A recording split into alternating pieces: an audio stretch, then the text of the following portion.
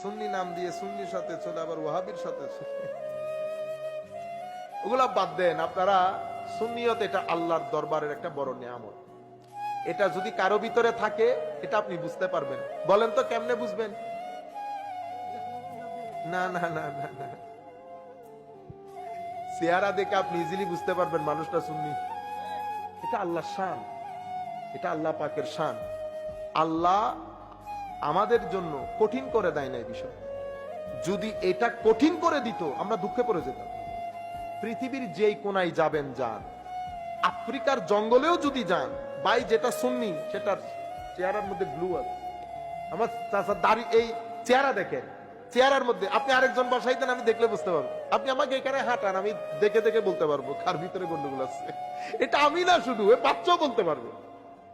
যার ভিতরে আমার নবীর শানে ঘুটঘুটি আছে, এর চেহারার ভিতরে